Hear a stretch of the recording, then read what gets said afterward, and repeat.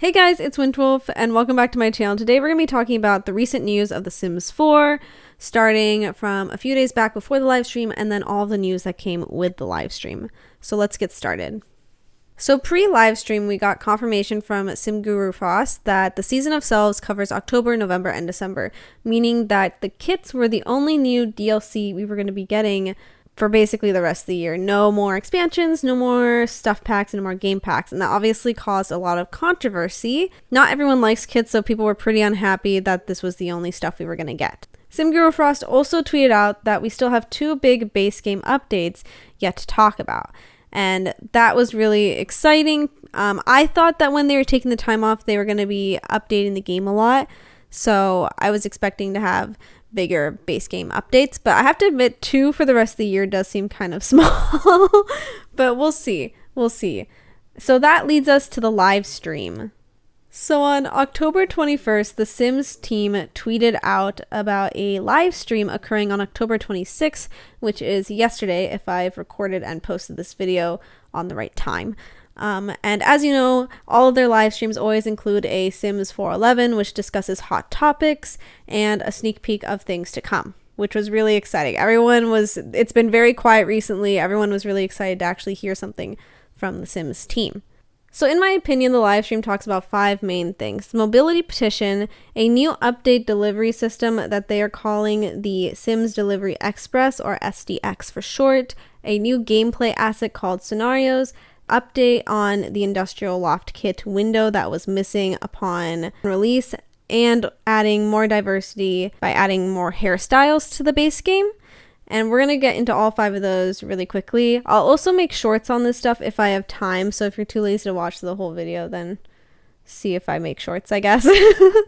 First things first is the mobility petition. This is the petition. It's on change.org, and I'll link it down below if you want to sign it or look at it. But basically, the point of this petition is to add more diversity in the Sims games by adding disabilities into the game, particularly mobility devices. They give some statistics about how common assistive devices are in the US. And they also talk about how the Sims 3 generations had canes. But besides that, we pretty much never had any mobility devices in the Sims before. So they're talking about things like wheelchairs, canes, hearing aids, I assume, like walking sticks for like blind people. I don't know what the specific name is for that. But things like that they want in the game to add more diversity, to make the game more personalized for each player. So yeah. This is the clip from the live stream where Sim Guru Salo mentions the mobility petition. So first of all, the mobility petition. So we want you to know that we took note of the petition, and we want to say thank you for everyone who's always reaching out to the Sims and giving us pointers on what to do to make this game better. Because as you can see, Nadia, I, and the rest of the team, we're super passionate about what we do. And we all want the Sims to be like the best game out there for many years to come. So mobility items are like at the top of our minds. As you know, we have a roadmap, and we have been including different things like the addition of skin tones, the Asian facial features, updated black hairs, and we're currently doing research on gender-neutral language with pronouns. So representation remains like the core pillar of The Sims, and that's helping us guide our roadmaps on what we want to deliver for free for the base game in the future. And mobility items are at the top of our minds. So in summary, he's basically saying that representation is really important to the Sims franchise, and that mobility items are on the top of their list, along with adding more pronouns in the game. I'm not taking this as 100% confirmation just because you never know what happens in development, but I would take this as a strong indicator that at some point disability and pronouns will be added to the game, and that's clearly on their minds, and they're looking into it and researching it as we speak. So yeah, that's the update on the mobility petition, and also pronouns, which I forgot about, so I should probably add that to the list. I think it's really cool that they're trying to add both diversity in terms of pronouns and also in terms of disability. I've always been a little bit on the edge of like adding disabilities, because I feel like there's so many ways that it could go wrong and there's so many disabilities to cover, but hopefully they're able to put this in a way that works out pretty well and keeps the majority of the Sims community happy. Obviously, keeping everyone happy is impossible, but I think it's useful. I'm glad they're trying to add more diversity and that they're keeping representation on the top of their list, and I'm glad they've given an update about pronouns, because it's been in the works for like a while, like this idea of pronouns being added, but I don't think it was ever truly confirmed that they were going to add pronouns, so here it is. Now they've added, or they're working on the option to add pronouns. The second thing they talk about is a new update delivery system that I believe they called the Sims Delivery Express, or SDX for short. This is the clip where she talks about the SDX system. All right. So Sims Delivery Express, but for short, we're going to call it SDX. It will be a system that will deliver free content to your base game as a complementary and a little bit more spontaneous sibling than our regular game update. So what does that mean is basically you won't need to patch like a full patch as we usually do to get content with the system. So that is actually super cool, and hopefully it is a seamless companion to our game updates. So, but what is a Sims Delivery, and why is it called, and why do they need an express? So basically, a Sim Delivery could be a build mode asset or a create a sim asset. It could be a clothing, a hair, an accessory, or a combination of those. It could be something in build mode or a couple of things in build mode. It could be tiny little fixes that don't need a base game update to apply to your game. Something not complex. So we can potentially, get them into your game that way. And in the future, we hope to expand this to a little bit more robust. But for now, we're going to stick to a little bit of this, just for... So yeah, it's just a way of adding little items and little fixes to the game. I think this is very beneficial because I think the Sims community tends to be very impatient. So I think hopefully this will help alleviate some of that anger. That will help people be a little bit happier with fixing things on time. Specifically in terms of the Loft kit window, I think if the Sims were to ever make an error like this again, then they'll be able to fix their errors in a timely manner. So I'm really happy about them doing this. I do think it'll make a difference, and I'm glad that they've added this, and hopefully it works out pretty well. I guess we'll see when it actually comes out. They also briefly touch on the question of whether or not they're going to be adding more refreshes to any more packs. I'm not really going to include the clip for this because it's kind of pointless, but basically they say that they've seen that the community likes it, they got the positive feedback, however, they're going to keep it under wraps for if they're going to add another refresh. So there's no definitive answer for this. They're just saying, well, there could be, but maybe not. So yeah, that was the answer to that question. They also touch on the question of why the Sims team adds things that were previously in DLC into the base game. For example, a Parenthood bed was recently added into the base game when bunk beds come out, and this is their answer. I'm just going to show you the clip and then we'll talk about it after. So another question that we get asked a lot is why does the Sim release content from packs into the base game? Like, why do we, transfer them over? And we have heard feedback that there are hairs currently gated behind DLC or pack that offer more in representation that does include it with the base game. So we want to make sure that they're available for everybody. We love creating packs that offer cohesive and immersing themes and experiences, but we're also committed to ensuring access to our full catalog of character elements that are for representation purposes, so to speak. We want to make sure that everybody has a chance to represent themselves in game with this, so that is one reason that we do that. We're continuing to research and select a small number of hairstyles from previously released packs. We will be adding to the game for the benefit for all the simmers in the future. Like, it is something that we're balancing out, but expect to have more of that soon.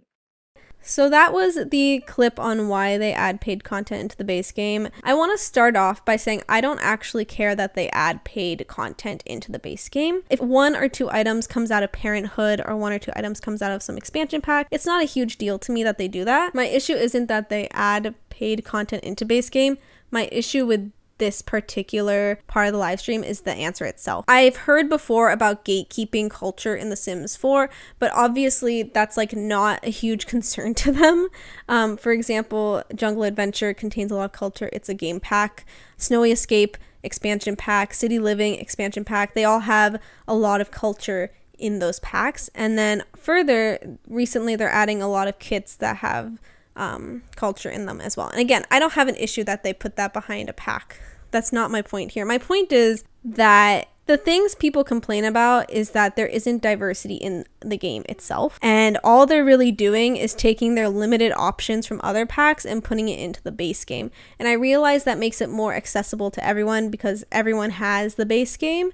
But what they really need to be doing is adding more options in the base game and more options in other packs as well.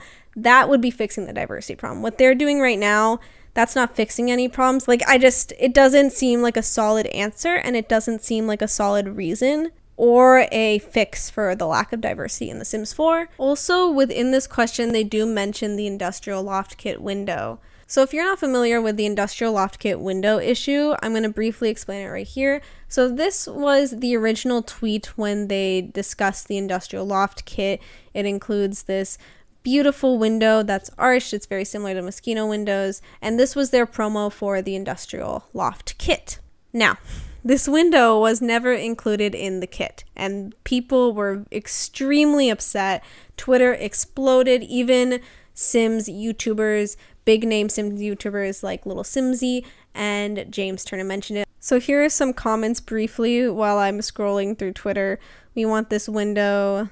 I wonder why I couldn't find this window in build mode. Makes me a little pissy that we bought this pack with it thinking it was included. Now it's going to be patched in.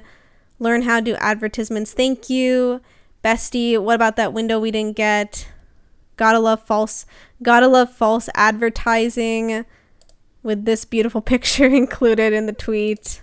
But we're adding in a patch. It's all good. Don't be mad. And they're saying this sarcastically. Simmers, we want the window. EA, oh no. EA, anyways. We didn't forget. So people brought this up consistently. So will you address the window issue? So there was a lot of controversy over this window, as I've just shown you. And they eventually, I don't know if they tweeted it or said it somewhere else, but they said that they're going to add it later on in a patch update. And now in the live stream, they've discussed this window within the question of adding DLC into the base game. And they said that this window is going to be a part of the base game. So I know less than 5 seconds ago, I said that I don't care about paid DLC being added into the base game, but I feel like this is a big exception. And I'm going to tell you why in as simple words as I can and as short as I can. I'm trying not to ramble too much about this because it's hard for me to kind of explain my viewpoint on this. But basically my first reason is that kits are already really, really small. So the items have a higher value, right? You charge $4.99 for so many items. There's no gameplay or anything in these kits. It's just items. And they cost $4.99 each. For example, the Country Kitchen kit contained 15 items and was $4.99. This Industrial Loft kit contains 26, should have been 27 items in the kit.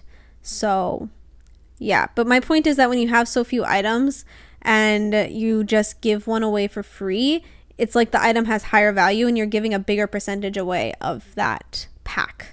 So in this case, the kit, you're giving a higher percentage than you would from, say, giving one item from Parenthood or one item from Snowy Escape, right? Because they have a lot of items, right? The kits don't.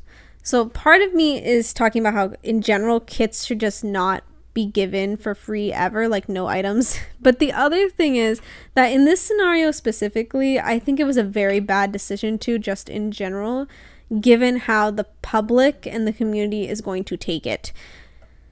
So basically, when the kit was released, people were really upset that this window wasn't added, right? And they felt like it was false advertising. They expected that window to be in there.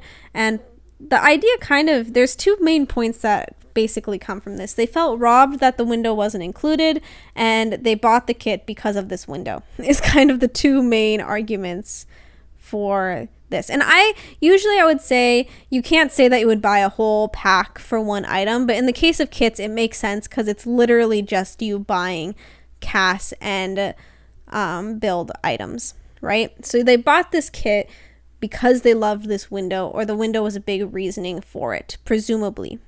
And then they felt robbed that it wasn't included, and they felt like they were being false, like they falsely advertised the kit.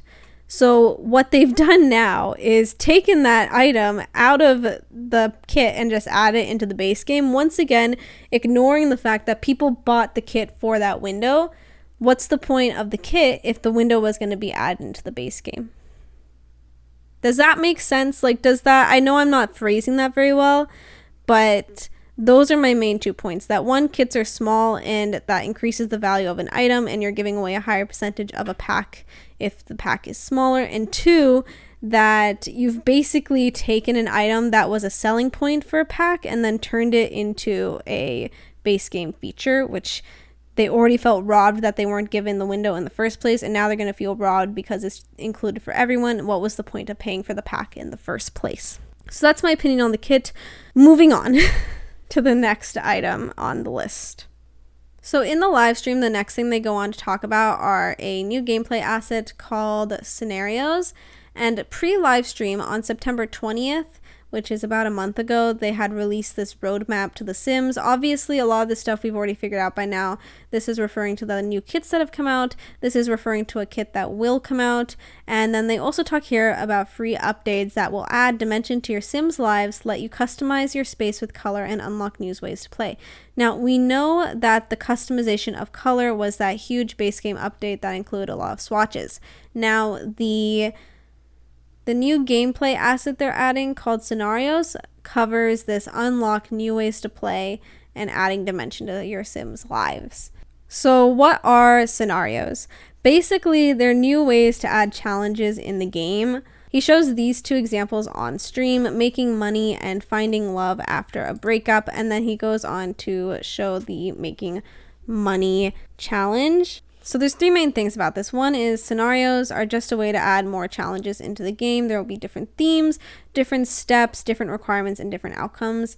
For this one specifically, it's sort of like rags to riches. So you'll make your Sims, or you'll use existing Sims, and then you will be set onto a lot and you'll have $0 and you'll have to become rich somehow. The second thing is that you can either create new Sims to do these scenarios, or you can play with an existing family by clicking start with existing save.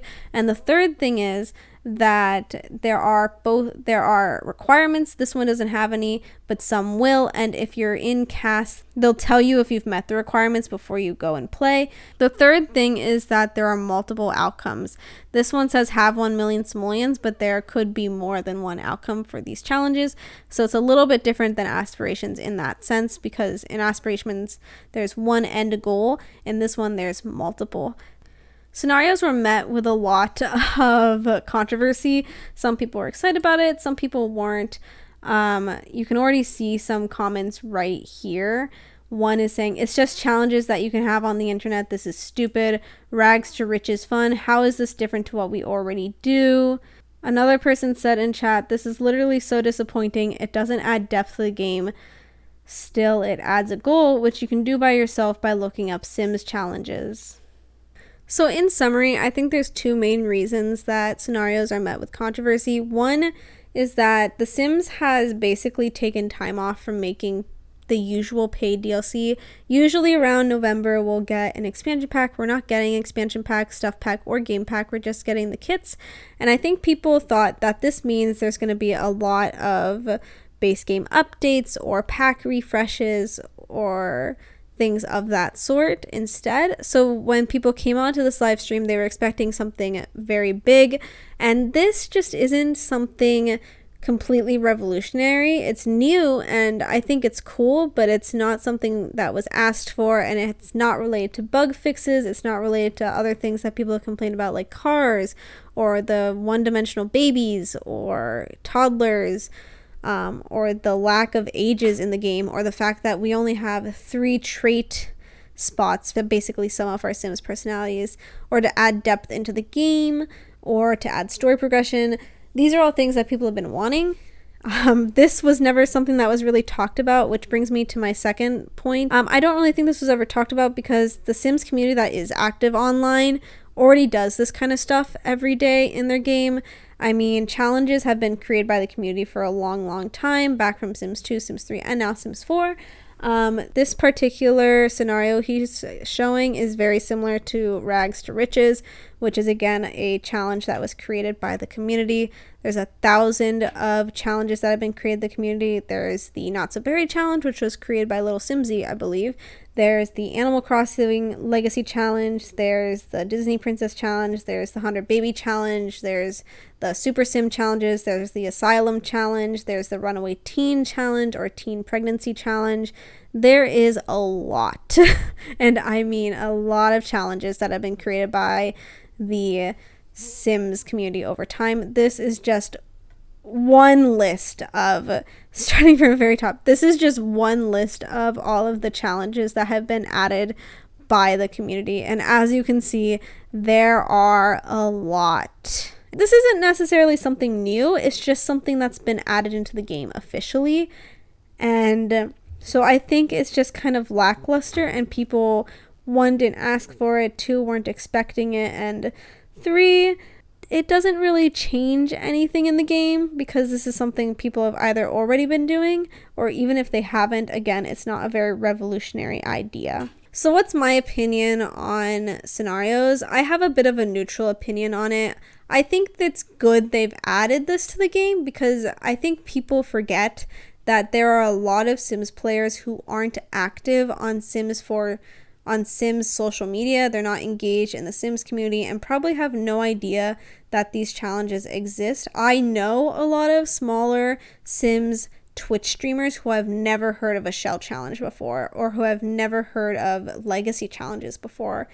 And they're still active in the community. I mean, they stream, but they don't know of these challenges and things like that. So I think it's good in the sense that now it's officially adding challenges. And so people who maybe aren't as active or aware of Sims community challenges will now get a chance to see it. The second thing is I think this could be good for storytelling or legacy challenges, so that if you can kind of play your saves based off of these scenarios. It'll be like a new turn every which way. Like maybe you're trying to be a millionaire, the next day you're trying to get love, the next day you're trying to break up with someone. Like it could go all over the place if you just follow the order of these scenarios. And the third thing is I think that a lot of people get bored playing The Sims very quickly. I think people get bored of doing the same thing over and over again. So hopefully these scenarios will help keep people engaged in the game and give people ideas of what to do in the game. So in that sense, I think the Sims 4 scenarios will be positive. Personally, for me, I don't think they will affect my gameplay that much, just because 1, I don't play that much, and 2, I already know that these challenges exist. And on another note, part of me was kind of disappointed to hear about this. Like, again, I'm happy they're adding it, but like many others, I was just expecting something better. I think we all had pretty high hopes for this live stream, and that's not to say that maybe they won't add something amazing in the coming months, but I think that maybe scenarios was just not the most exciting thing to hear about. I would have preferred to hear about something else. So yeah, I'm excited that I'm happy that they're coming in. It doesn't really affect me, and I was expecting something better, but again, I'm not upset that they're adding scenarios in the game itself. So yeah, that's my summary of the Sims 4 live stream and my comments on the big announcements mentioned and the questions that they answered. I hope you guys found this useful. Let me know what you guys think about all of this. I would love to discuss and hear other opinions. I will ask, as always, please remember that this is a discussion, not an argument. This isn't a platform for you to attack me or anyone else that comments on my videos for their opinions. Just keep that in mind. Please don't be rude about this, because I'm not being rude about this. I'm not being rude to EA. I'm not being rude to the Sim Gurus. I'm looking at this from like the most unbiased view I possibly can, pointing out the good and the bad things that are being mentioned and just giving an opinion on them. So please keep that energy in the comments. But yeah, I hope you guys liked this video. As always, if you did, please give it a big thumbs up.